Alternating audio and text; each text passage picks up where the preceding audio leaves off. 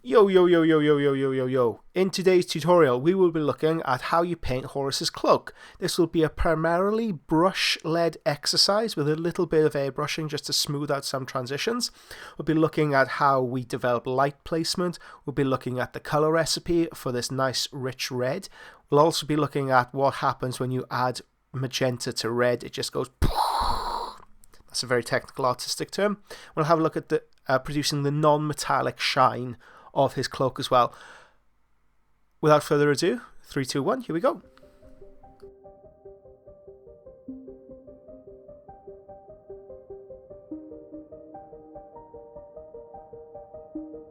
Pure red from MIG ammo, but indeed you can use any pure primary red. Antares red from Scale 75, Artist Pure Red, or Primary Red from Nails Scale 75 Artist Red, Chimera, whatever suits your purpose. But we do need to take a primary red, and we're marking out our main sources of highlights. So when we look at the black, where do we see the highlights? It's well worth taking photographs of your miniatures in between these stages so you can analyze exactly how light and shadow interact realistically on the surface. We have used MIG one-shot primer for this, so it's not as matte as the Scale 75 that we normally use. But even with the Scale 75, with the ultra matte, you can still see these light placements. And all I'm doing is painting by numbers. Wherever I see that light, I apply the pure red. It's as simple as that. Okay, next up we need to take a little bit of violet, and this is from the Scale 75 range. We're also adding an equal amount of violet intensity to it to boost up the pigmentation, boost up the strength and the saturation of the colour. We're mixing this together with our pure red. So we can see we've gleefully mooshed it together. And this is quite dark, it goes into the very darkest recesses. I will be applying a little bit more pure red into the mixture to add a softer transition. Into those very darkest aspects we go. So you can see I've added a little bit more primary red, or pure red, which is the case here with the MIG stuff, but any primary red that you have would be absolutely fine, as long as it has good coverage. Would recommend an artist range for this, or the MIG range, because it covers over black beautifully. The Scale 75 base set does have problems with coverage. The beauty of that set comes in transition, so when we are glazing, when we are tying things together. For base coats, hell, the Games Workshop do an excellent range of base paints. Corn red, for example, would be a very good colour. Okay, next up I want to smooth out the transitions just ever so slightly, so I'm coming back with my pure red. I'm dragging it across the surface of the miniature to give more of a, I guess, artistic bent, artistic lean.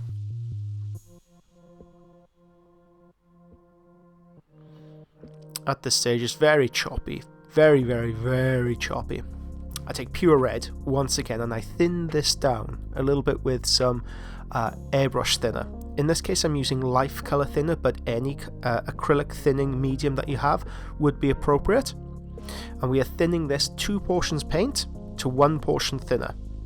So this just gives you a rough indication to the strength of the pigmentation, strength of the thickness of the paint. And then when we pass it over the top, we still keep the illumination from underneath, but it just helps tie together the shadow and the light. Okay, the fun bit, bright orange from MIG ammo and light flesh from MIG ammo are mixed together to create a light, almost like sunburnt Caucasian skin tone. And this is a layering consistency, 3 portions paint to 1 portion thinner. The only thinner that we have loaded up in the brush is the moisture that's naturally there. And we are building on the highlights that we have already. So most of the work is tip led. You can see the tip of the brush creates those very nice transitions, those very harsh transitions between light and shadow. And then we can come in with some bright orange, again layering consistency, 3 portions paint to 1 portion thinner, and we work the gap in between the highlight and the upper mid-tone. And hell, I even spread over the top because the light skin is a little bit too aggressive, but with the orange we keep the luminosity, we keep the pigmentation, keep the coloration. Mwah! All looks sweet.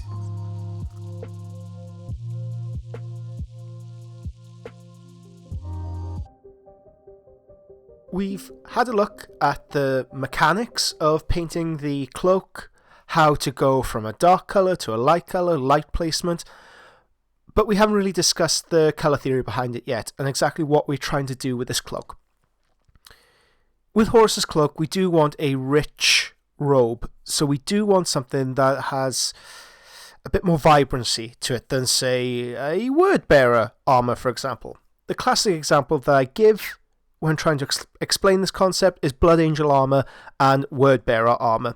So we're going to have a look at Colour Theory 101. We're going to have a little flick down here, okay, to the Martian colour wheel. Phenomenal. You can get this anywhere, absolutely anywhere.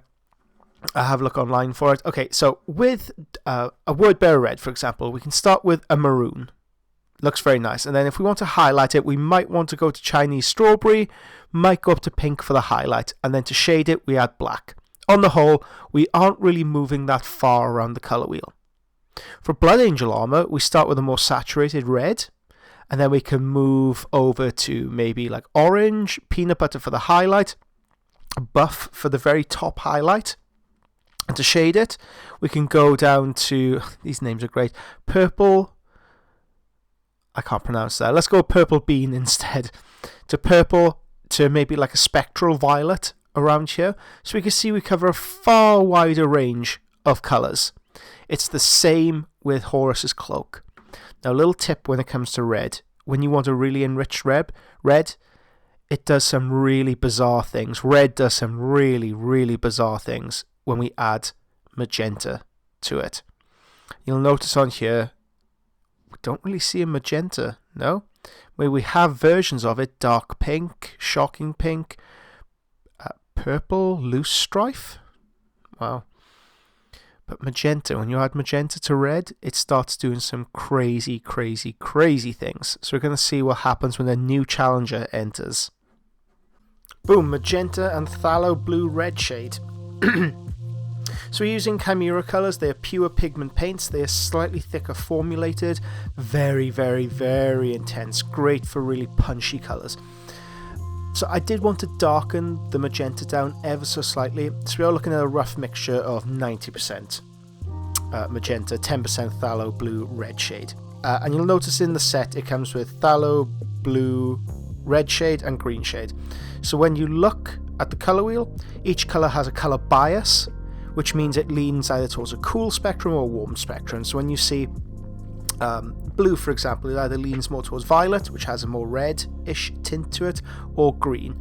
And it's important that it came in that set, that there's a cool colour and a warm colour of it. It's important that we use the warm version of it, otherwise we'll end up with a very mucky, indistinct looking cloak. So that's a little bit of colour theory. We will be discussing colour mixing and matching in one of the colour theory PDFs, and they will via the website right now. You can download them all. We have colour theory 101 and 102 currently, but 103 is being worked on and 104 is in the works. I can reveal that 104 is called Light Reveals Form. It's a lovely title. Hopefully the subject matches up to it. Okay, so we've added a very thin layer of the magenta and phthalo blue red shade over the cloak to darken it down, enrich it, and now we want to smooth things out, and we're going to cheat because on our palette we have the full range of colours that we've used on the cloak so far. So I'm going to mix them up on my palette and I'm going to pop them in my airbrush. I'm using an Iwata airbrush, I keep forgetting the name of it. It's the 0.3 micron or 0.2 micron. Unfortunately, it's the very expensive one, but you don't need a very expensive airbrush for this because all we're doing is smoothing things out. Any airbrush that we have, 0.4 Harder and Steenbeck Iwata, does not matter whatsoever in the least because we're dealing with such broad areas of the cloak. So I'm simply matching the colour gradients.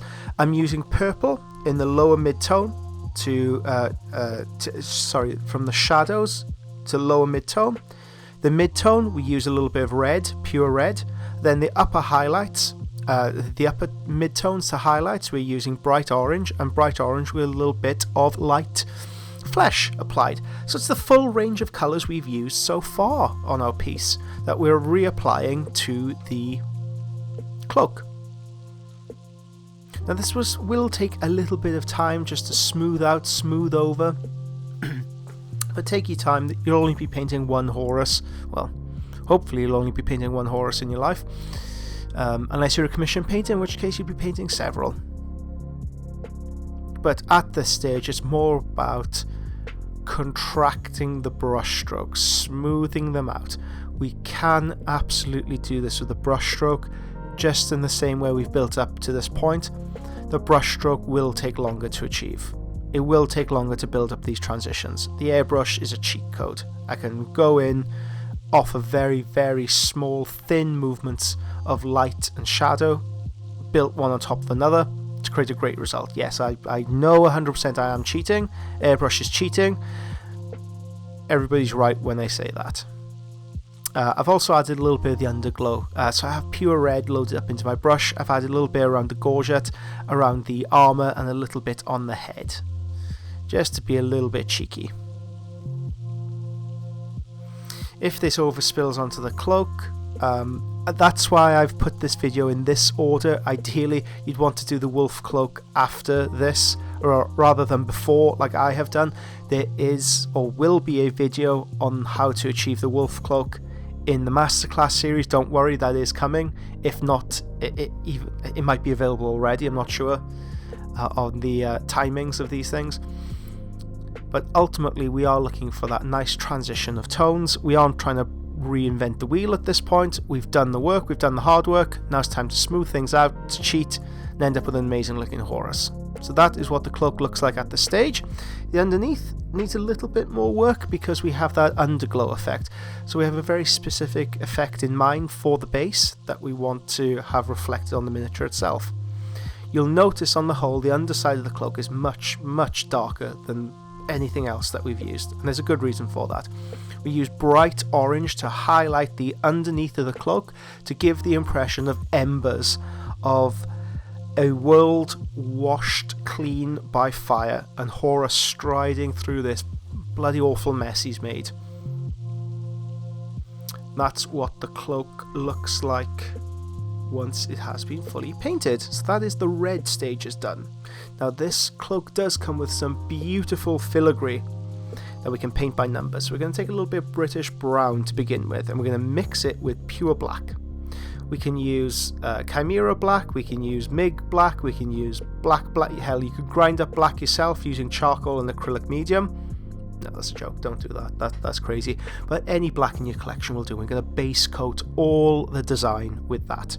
Then we're going to take British uniform, I'm going to add magenta to it to create this reddish brown, and in this case I have used the MIG magenta.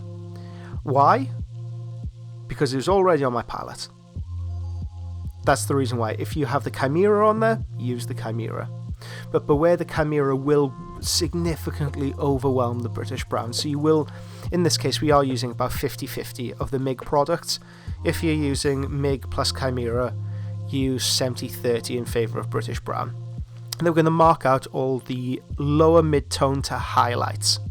So if we think of light existing on a scale of 1 to 5, shadow, lower mid-tone, upper mid-tone, highlight, this covers the lower mid-tone, so not quite the darker shadows, lower mid-tone all the way through to the highlights.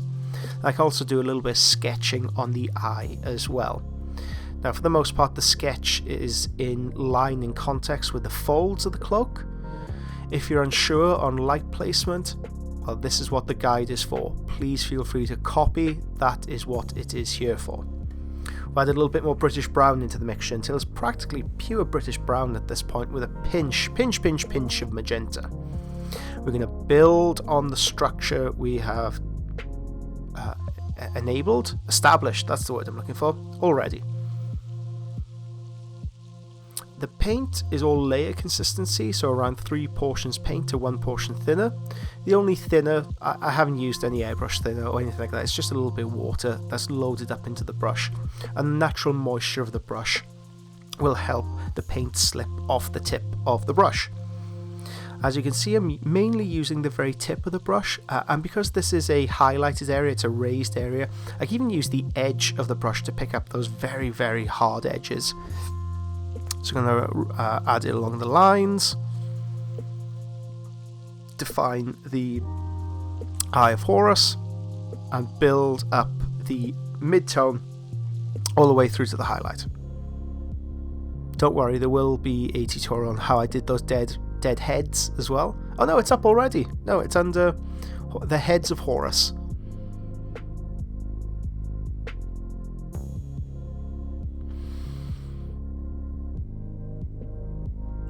It's important that you take your time with this because it's so easy to slip. If you do, you can moisten your brush, remove all paint, moisten your brush and roll it over the top of the paint. Hopefully that should remove it.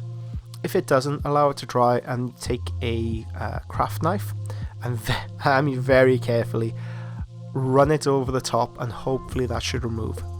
If that doesn't do the trick, unfortunately you will need to repaint the area, and there's just no way around that. There's no trick I can give you.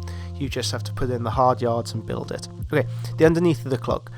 It's slightly more magenta here because of that red underglow effect, and you will notice World Breaker has broken off at this point. Yep, that will happen several times with this kit when you paint it.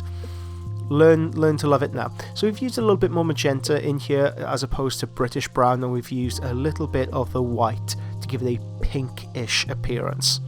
So that will go very well with the ember effects that we build on the base, and we'll build on the cloak, which will be I believe in finishing touches, in the video called finishing touches for Horus.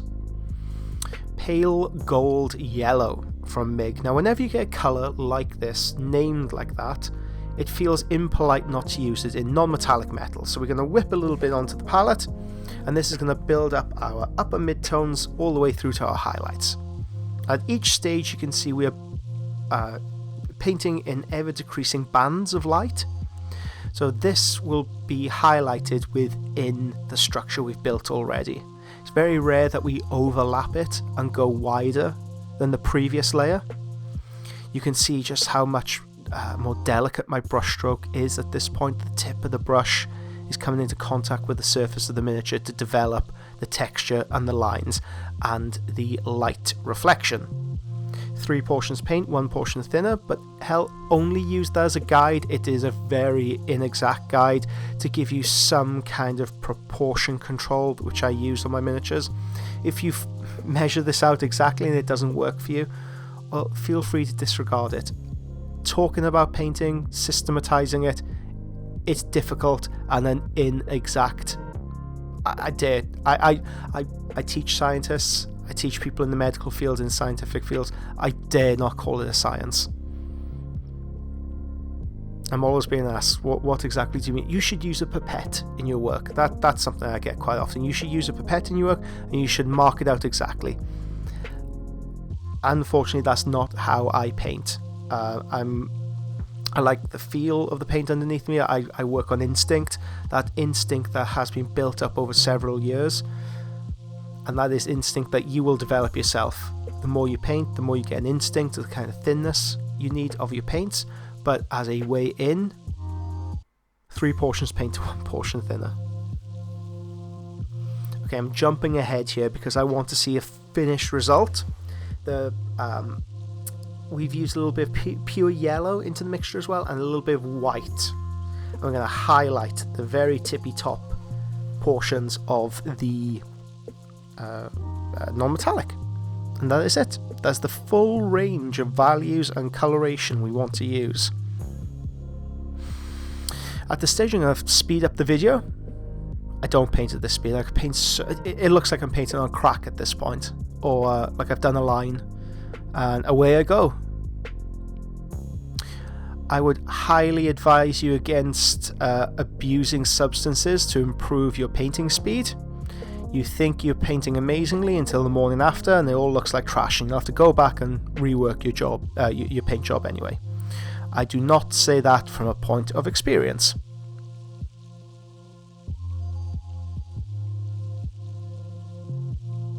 At all points, we're going to swiftly move on. At all points, we're going to build up the texture, we're going to build up the coloration. I'd advise taking lots of photos of this process because your eye is able to detect when things are going wrong. It's amazing. It feels like a superpower, and how I tell people, just take lots and lots of photos in between your work. You don't have to show them with anyone.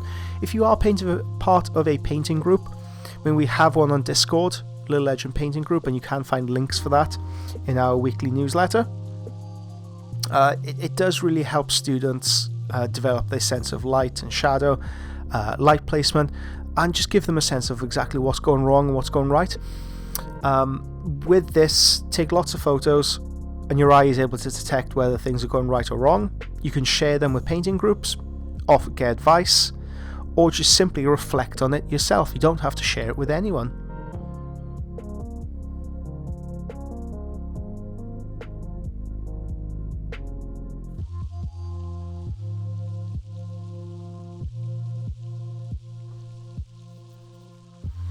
Okay, after we mark out the edges, the cloak should look like this. Now we need to build up to our final reflection point. So we're increasing the amount of pale yellow, bit of white, and you can see a little bit blue that sits underneath there. That is another trick I like to use with non-metallic gold. When it comes to the very top highlight, you want to add a cooler color temperature to it. So far we've dealt with browns, we've dealt with warm colors, we've mixed a quite warm magenta in with the British brown, all concentrating on warm colors. The only coolness we've got from is adding the white. By adding the blue, we shift the color temperature ever so slightly, and it just gives us more bang for our buck. It's quite a difficult concept to explain, but once you try it yourself, you'll get it. So right at the very apex of our highlights, this goes in our specular highlights, the very, very top range of our value scale. And this solidifies those little sparkling, twinkling bits of the highlight. The blue on there, I believe, is blue-green from MIG, but any turquoise will do you. Adriatic blue, Caspian blue. I know Caspian is slightly lighter than the Adriatic, but any turquoise would be perfect. I would avoid things like Inky Darkness because they are lower in value, so look for quite clean, bright, vibrant turquoises. If you have access to any artist paints, Scale 75 for example, use these Scale 75 artist turquoise. Chimera is a weird one. They don't have a really good turquoise as part of their core colours. So they have magenta, they have yellow, but no turquoise. It's given me no end of consternation. But luckily MIG has a really nice blue-green, so I think I've used that here. At this point my palette has been used for around a week, and there are colours on there that no longer resemble their natural state. And that is Horus Ascended Cloak done and dusted. Okay, I will break off the wolf cloak into a different tutorial, so you'll have a standalone video on that. Thank you very much for watching. Hope you've enjoyed it. Hope you've gained a lot from that. I hope that the main takeaways from this video is how you can build up coloration right from the very start by taking a photograph of your miniature and seeing where light and shadow naturally pool and develop in those areas. How to develop it with brushwork to give you those nice painterly appearances. How we can cheat with the airbrush. Then how we can build things up with a simple non-metallic gold recipe, and how we can extrapolate that over a very complex miniature like this. Thank you so much, guys. Wolf Cloak next? Yeah, it seems like a natural progression. Wolf Cloak next.